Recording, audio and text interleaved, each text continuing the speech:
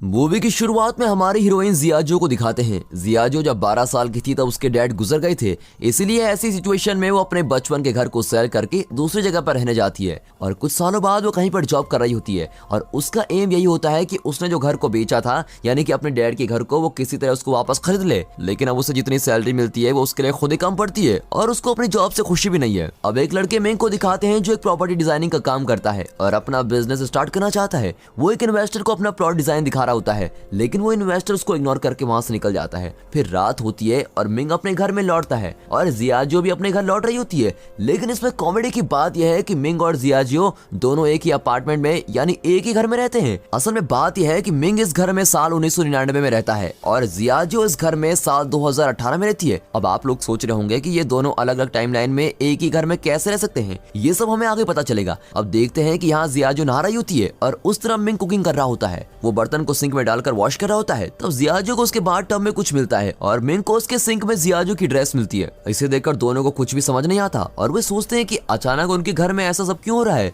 लेकिन बहुत थक जाने के कारण दोनों इसके बारे में ज्यादा नहीं सोचते और बेड पर जाकर सो जाते हैं। फिर अगले दिन सुबह मिंग के चेहरे पर जियाजो एक जोर का तमाचा लगाती है। वो दोनों शॉक होकर उठकर देखते हैं तो उन दोनों के कमरे मिक्सअप हुए होते हैं और वो कमरा पहले से भी बड़ा होता है। अब ये सब देखते ही दोनों घबरा जाते हैं। फिर जियाजो मिंग को चोट समझकर वहाँ की चीजों से मारने लगती है और मिंग भी यहाँ वहाँ भाग रहा होता है। तब उन्हें समझ में आता है कि दोनों के कमरे मर्ज हुए हैं। अब मिंग उसके कमरे से विंडो से बाहर देखता है, तब वहाँ बादल छाए हुए होते हैं और यहाँ जियाजो अपने कमरे से बाहर देखती है तो वहाँ तेज धूप होती है। फिर मिंग अपना डोर ओपन करके बाहर जाता है, तब उसे कुछ अलग नजारा नहीं दिखता। वो अब तक साल 1999 में होता है। लेकिन जब जियाजो मिंग के दरवाजे से बाहर देखती है तो वो एकदम शॉक हो जाती है, क्योंकि वो अब तक तो ईयर 2018 में जी रही थी, लेकिन उसे बाहर 1999 के सीन्स दिखते हैं और वो घबरा कर अंदर आती है और डोर लॉक कर देती है। फिर वो अपने कमरे के दरवाजे को खोलकर देखती है, तब वो फिर से 2018 में आ जाती है। लेकिन अब ये देखकर मिंग बड़ा ही हैरान हो जाता है, क्योंकि वो अब तक 1999 में जी रहा था और अब 2018 में टेक्नोलॉजीज और भी एडवांस हो गई होती हैं। फिर दोनों घबराकर अंदर जाकर डोर लॉक कर देते हैं। फिर वे दोनों समझ जाते हैं कि दोनों एक ही अपार्टमेंट में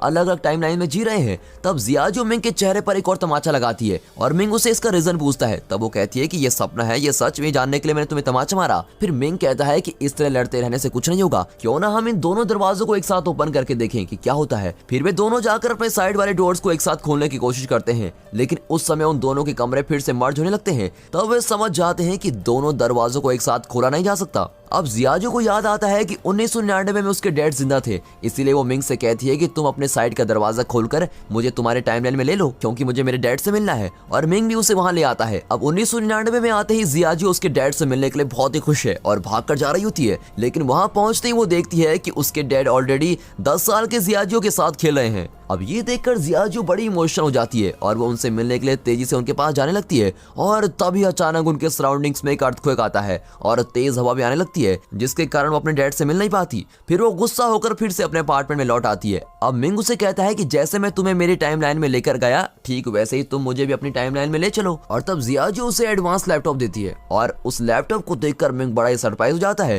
क्योंकि उसके टाइमलाइन में तो सिर्फ कंप्यूटर्स हुआ करते थे। तब वो खुद को फ्यूचर में देखने के लिए उस लैपटॉप में अपना नाम टाइप करके सर्च करता है। तब उसके सराउंडिंग्स में अर्थक्वेक आने लगती है और फिर जियाजो को ये समझ आता है और वो मिंग से कहती है कि हम दोनों हमारे पास्ट या फ्यूचर के लोगों से कांटेक्ट नहीं कर सकते और ऐसा करने की कोशिश करते ही इस तरह के अर्थक्वेक आ जाएंगे और इस तरह हम दोनों एक साथ डोर ओपन नहीं कर सकते। अब तुम्हारे डोर को सिर्फ तुम ही ओपन कर सकते हो और मैं उससे बाहर आ सकती हूँ, और मेरे डोर को सिर्फ मैं ही ओपन कर सकती हूँ और तुम उससे बाहर आ सकते हो। इस तरह वो मिंग को ये सारी बातें समझाती है। अब अगले सीन में एक साइंटिस्ट और एक अमीर बिजनेसमैन एक मीटिंग में बातें करते हुए दिखाते हैं। तब वो साइंटिस्ट कहता है कि हमने उस डायमेंशनल टाइमलाइन को क्रिएट कर लिया है, लेकिन वो टाइमलाइन हमारी जगह पर ना आकर इस सिटी में किसी और प्लेस में क्रिएट हो गई है और हमें किसी भी तरह उस प्लेस को फाइंड करना होगा। इस तरह वो उस बिजनेसमैन से कहता है। लेकिन उस बिजनेसमैन के माइंड में सिर्फ एक ही बात चलती है कि उस टाइमलाइन के जरिए बहुत सारे पैसे कैसे कमाए जाए। लेकिन मीटिंग खत्म हो जाती है पर बिजनेसमैन का चेहरा नहीं दिखाया जाता। अब रात हो जाती है और मिंग और जियाजो को नींद नहीं आती। तब जियाजो कहती है कि मेरे डैड मुझे छोड़कर ऊपर चले गए, इसलिए मैं ऐसी सिचुएशन में आ गई हूँ।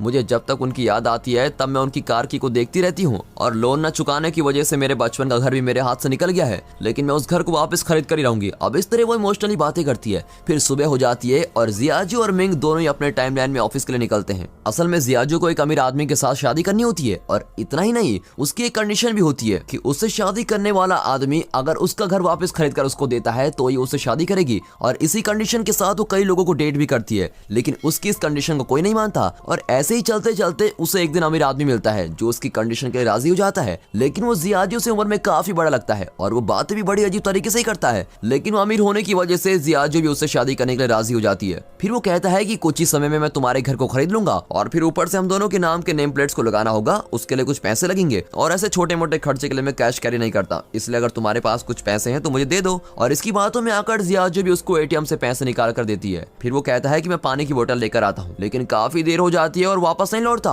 और तब जियाजू को पता लगता है कि वो असल में एक चोर था और वो उसके पैसे भी लेकर चला गया। इससे जियाजू बहुत ही अपसेट होती है और पुलिस आकर इन्वेस्टिगेट करने तक वो बैंक के बाहर ही बैठी रहती है। यहाँ मिंग अपने ऑफिस के रेस्ट रूम के अंदर बैठकर ड्रिंक्स ले रहा होता है। तब उस रेस्ट रूम में उस कंपनी का ओनर, उसका मैनेजर जूनी और उसके साथ और एक एम्प्लॉइज, ऐसे 3 लोग आते हैं। तब उनसे ओनर कहता है कि हमें आगे चलकर और भी बिजनेस करना है और इसके लिए मेरे पास बहुत सारे आइडियाज हैं, और ये कहकर चला जाता है। और उसके जाते ही जूनी उस एम्प्लॉय से कहता है कि उस ओनर को धोखा देकर हमें उसके सारे पैसे लेने होंगे और फिर हम उसे बैंक में फंसा देंगे। और इस तरह उस एम्प्लॉय को अपना प्लान बता देता है। तब बाथरूम में दिखाते हैं जहाँ मिंग कुछ गिरा देता है और उसकी आवाज सुनकर जूनी समझ लेता है कि किसी ने उनका प्लान सुन लिया है। फिर वो बाथरूम के पास जाकर झुककर देखता है और मिंग के पैर को पकड़कर खींच लेता है और उसको बाहर निकालता है। फिर मिंग को देखते ही वो कहता है, अच्छा तुम्हें कोई बिजनेस स्टार्ट करने के लिए पैसों की जरूरत थी ना, उसके लिए मैं तुम्हें बैंक से लोन अरेंज करवा कर देता हूँ, लेकिन तुम मेरी कही हुई बातों को किसी और से नहीं कहोगे। तो मिंग भी कहता है ठीक है, मैं सोचकर बताता हूँ। फिर थोड़ी देर बाद जूनी मिंग को अपने कैबिन में बुलाकर कहता है कि मैं तुम्हें क्यों लोन अरेंज करके दूं, तुमने तो सिर्फ मेरी बात सुनी है, लेकिन तुम्हारे पास उसका कोई प्रूफ तो नहीं है, और अब तो मैंने तुम्हें नौकरी से भी निकाल दिया है, तो तुम अब घर जा सकते हो। इस पर मिंग उससे कई बार रिक्वेस्ट करता है और कहता है मैं इस बात को किसी और से शेयर नहीं करूंगा और प्लीज मुझे नौकरी से मत निकालिए।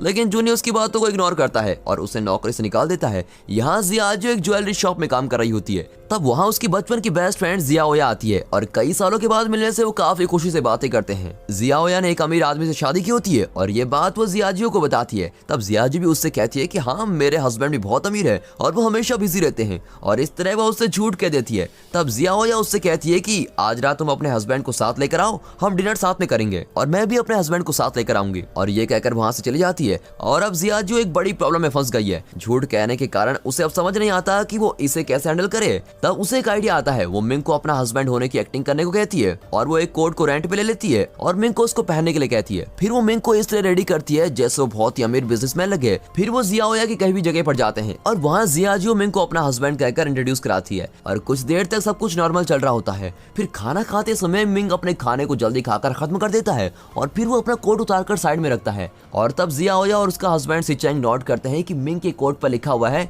यहाँ कपड़े रेंट पर दिए जाते हैं। लेकिन ये पता ना होकर मिंग मुझसे कहता है कि मेरी एक बहुत ही बड़ी कंपनी है और इस तरह की झूठी कहानियां उन दोनों को बताता है। और ये सब सुनकर वो दोनों को हंसी आती है। और इतना नहीं, जियाजू उन्हें अपनी एक और फेक डायमंड रिंग को दिखाकर कहती है ये करोड़ों रुपयों की डायमंड है। और तब वो फेक डायमंड उस रिंग से निकलकर आग के पास जाकर गिरता है और वो पूरी तरह से मेल्ट हो जाता है। अब ये सब देखकर जियाओया और सिचेंग हंसने लगते हैं और इससे जियाजू बहुत ही शर्मिंदा होती है और फिर घर लौट जाती है और इस बात को सोचकर मिंग के सामने रोती है। तब टीवी में कोई लॉटरी टिकट का शो चल रहा होता है और उस शो को देखते ही वो लॉटरी टिकट खरीदकर अमीर बनने के सपने देखते हैं और वे असल में कौन सा लॉटरी नंबर जीतेगा इसका पता लगाते हैं। और फिर अगले दिन ही मिंग के टाइमलाइन में यानी 1999 में जाकर तुरंत उस नंबर वाली लॉटरी टिकट को खरीद लेते हैं। अब क्योंकि दोनों को पता चल गया है कि उनकी लॉटरी ही विन करेगी, इसलिए वे दोनों खूब मजे करते हैं। अब इस दौरान जियाजू मिंग को अपने टाइमलाइन में ले लेती है और दोनों बहुत ही एंजॉय करते हैं और बार में जाकर ड्रिंक्स करते हैं। तब उस रेस्टोरेंट का स्टाफ उनसे आकर ड्रिंक्स के पैसे मांगता है। तब जियाजू कहती है मेरे सारे पैसे खत्म हो गए हैं, इसलिए तुम मेरा पर्स रख लो,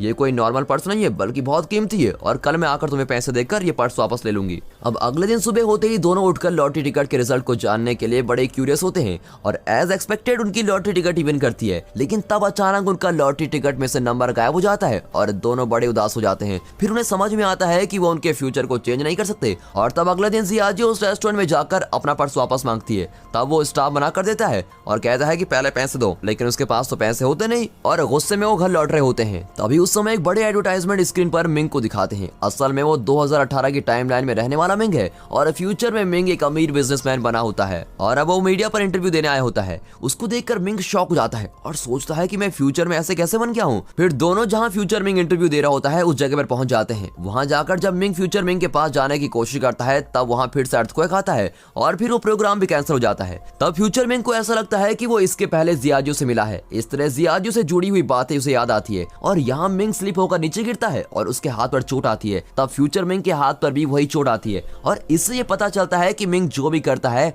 वो उस फ्यूचर मिंग को भी अफेक्ट करेगा। और पहले की मीटिंग सीन में जिस बिजनेसमैन को दिखाया गया था वो कोई और नहीं बल्कि फ्यूचर मिंग ही है और उसके साथ जो साइंटिस्ट बातें कर रहा था वो जूनी है जिसने 1999 में मिंग को नौकरी से निकाल दिया था। अब जूनी फ्यूचर मिंग से कहता है कि 1999 का मिंग अपने टाइमलाइन में ना होकर जियाजू के टाइमलाइन में आ रहा है और इसीलिए आपको ऐसी मेमोरीज भी आती रहेंगी और ये सब बातें आप पर भारी पड़ सकती है। यहाँ अगले दिन मिंग अपने ऑफिस में जाकर जूनी से मिलता है और कहता है आप क्या मुझे नौकरी से निकालेंगे, लीजिए मैं खुद ही नौकरी छोड़ रहा हूँ और ये कहकर रिजाइनेशन लेटर देकर चला जाता है। और यहाँ फ्यूचर मिंग जियाजू की ज्वेलरी शॉप में आकर उसे डेटिंग पर अपने कार में लेके जाता है। लेकिन वो जितनी खुश उस 1999 वाले मिंग के साथ थी उतनी खुशी उसे इस फ्यूचर मिंग के साथ रहने पर नहीं मिलती। अब फ्यूचर मिंग उसे कॉस्टली रेस्टोरेंट में लेकर जाता है लेकिन फिर भी जियाजू कुछ मिस कर रही होती है। डिनर करते समय फ्यूचर मिंग उससे कहता है कि मुझे पता है कि तुम 1999 वाले मिंग के साथ रह रही हो लेकिन अब तुम मेरे पास्ट के साथ मत रहो क्योंकि इससे मेरा फ्यूचर अफेक्ट हो सकता है। मैं किसी गोल के साथ आगे बढ़ रहा हूँ लेकिन उसमें तुम्हारी वजह से कोई प्रॉब्लम आ सकती है और तुम्हारे बचपन के घर को मैं तुमको वापस खरीद कर दे दूंगा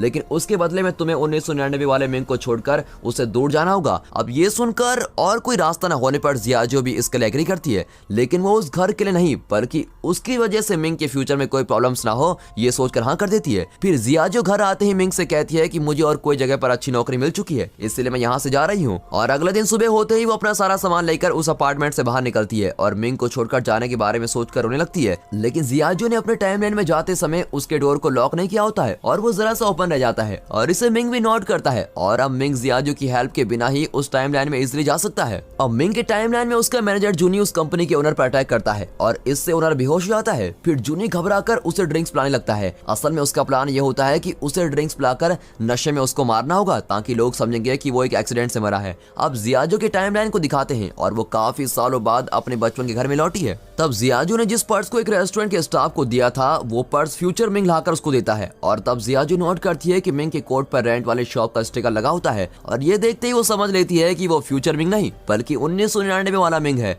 और फिर वो दोनों किस करने लगते हैं और जियाजू उससे कहती है कि हमारा सेपरेट होना ही तुम्हारे फ्यूचर के लिए अच्छा होगा इसलिए आगे से तुम कभी मुझसे मिलने की बात मत करना और उसको ऐसा कहकर भेज देती है। फिर दोनों ही रोने लगते हैं और मिंग सैड होकर अपने अपार्टमेंट में लौटता है और तब उसे जूनी कॉल करके अर्जेंटली एक ब्रिज पर पहुंचने के लिए कहता है। मिंग को कुछ समझ में नहीं आता कि नौकरी छोड़ देने के बाद भी जूनी उसको क्यों बुला रहा है। असल में जूनी ने मिंग को इसलिए बुलाया होता है क्योंकि उसे ओनर को मारने के लिए उसकी हेल्प की जरूरत थी। वो उसे कहता है कि हम इसे अब मार देंगे लेकिन ये एक एक्सीडेंट लगना चाहिए लेकिन मिंग को ऐसा नहीं करना होता है और वो जूनी को लाख समझाता है कि ऐसा मत करो, ऐसा करना गलत है लेकिन जूनी उसकी बातों को इग्नोर कर देता है। और तब मिंग कुछ बातें रियलाइज करता है कि 1999 में फ्यूचर मिंग और जूनी ने मिलकर उस ओनर को मार दिया था और इसी वजह से मिंग को मैनेजर की पोस्ट मिली थी और इस तरह से वो इतना अमीर बन गया था। ये सारी बातें मिंग समझ लेता है और तब मिंग उस कार की की चेन को नोटिस करता है और ये वही चेन है जिसे देखकर जियाजू अपने डैड को याद करती है यानी वो ओनर ही जियाजू के डैड है। अब ये समझते ही मिंग सोचता है कि मैंने जो मिस्टेक की थी उसे मैं ही ठीक करूंगा। फिर वो जाकर जूनी को रोकता है और उस ओनर को बचा लेता है और ऐसा करने पर फ्यूचर मिंग गायब हो जाता है और जियाजू को अपने डैड वापस मिल जाते हैं और वो फिर से बचपन से अपने डैड के साथ टाइम स्पेंड करने लगती है। अब टाइम पास्ट में जाने से वहाँ सब कुछ बदलने लगता है और मिंग भी सभी को बदलते हुए देखता है और वो तब जियाजू से मिलने के लिए उस अपार्टमेंट की तरफ भागता है और दोनों एक दूसरे से मिलने के लिए भाग कर आते हैं और फिर दोनों एक ही जगह पर मिलते हैं। तब जियाजू धीरे धीरे गायब होने लगती है। तब मिंग उसे कहता है कि अब कुछ देर में तुम गायब हो जाओगी और अब तुम तुम्हारे पास्ट में आ गई हो और अब तुम उम्र में मुझसे 7 साल छोटी भी हो। तुम मुझे नहीं जानती लेकिन मैं तुम्हें अच्छी तरह से जानता हूँ। मैं तुम्हारा साथ नहीं छोड़ूंगा और मैं तुमसे मिलने जरूर आऊंगा। ऐसा कहते रहने पर जियाजू गायब हो जाती है। अब 8 साल बाद दिखाते हैं कि अपने पसंद की कोई म्यूजिक सुनकर जियाजू उस म्यूजिक की तरफ चलकर आ रही होती है और वहाँ आते समय मिंग उसको देख लेता है और मिंग उसके पास आने लगता है। तब पास आते ही जियाजू उसे किक करती है और गुस्से में पूछती है कि क्या तुम चोर हो, इस तरह मेरे पास क्यों आ रहे हो। और इससे मिंग सोचने लगता है क्या अब भी हमें इस प्यार को लड़ाई से शुरू करना पड़ेगा। और दोस्तों इसी के साथ ये मूवी यहाँ पर खत्म होती है।